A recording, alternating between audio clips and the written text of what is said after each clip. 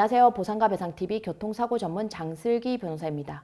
먼저 개호라는 개념부터 명확히 짚고 넘어가겠습니다. 개호란 일상생활에서 타인의 도움이 필요한 상태를 말합니다. 교통사고로 인해서 거동이 불편해지거나 인지적 장애로 인해서 타인의 보호나 감시가 필요한 상태를 개호 상태라고 합니다. 쉽게 말해 생명 유지를 위해서 간병인이 필요한 상태를 의미하는 거죠. 개호비 산정은 크게 두 가지로 나눠 계산합니다. 하나는 이미 발생한 과거의 개호비이고 다른 하나는 앞으로 필요한 미래의 개호비입니다. 법원에서는 이를 판단하기 위해 신체 감정을 실시하는데요. 신체 감정 의사가 피해자의 상태를 평가하고 앞으로 얼마나 오랫동안 개호가 필요한지에 대해서 판단하게 됩니다. 여기서 매우 중요한 개념이 바로 여명 단축입니다. 예를 들어 30세 남성이 사고로 심각한 뇌손상을 입어서 식물인간 상태가 되었다고 가정해 봅시다. 정상적인 경우라면은 이 남성은 앞으로 55년 정도를 더 살 수 있을 겁니다. 하지만 개호 상태로 인해 여명이 크게 단축될 수 있습니다. 심각한 뇌손상의 경우 여명이 75% 정도 단축될 수가 있어서 이렇게 되면 실제 간병비 청구 가능 기간은 12년에서 15년 정도가 되는 거죠.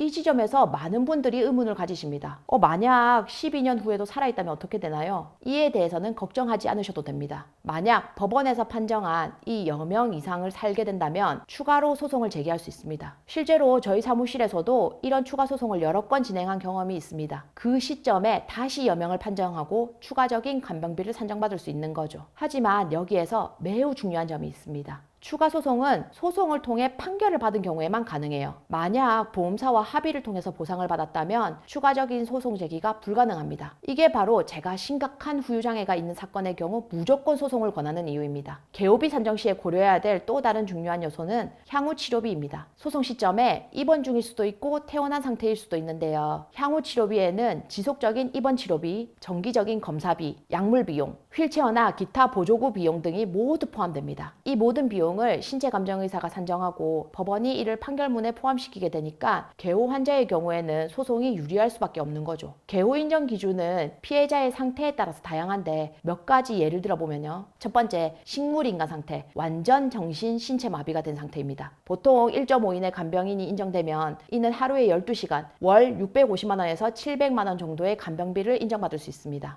둘째, 전신마비, 편마비의 경우입니다. 얼굴 아래 신체 부위가 모두 마비되거나 또는 한쪽은 움직일 수 있지만 다른 한쪽은 마비된 편마비 상태의 경우에는 보통 8시간의 간병인이 인정되는데 이건 월 450만 원 정도의 간병비가 산정됩니다. 셋째, 하반신 마비의 경우입니다. 0.5인의 간병인이 인정되면서 이건 월 220만 원에서 230만 원 정도의 간병비가 산정됩니다. 넷째, 인지장애의 경우입니다. 상태에 따라서 4시간에서 12시간 정도의 간병인이 인정될 수 있습니다.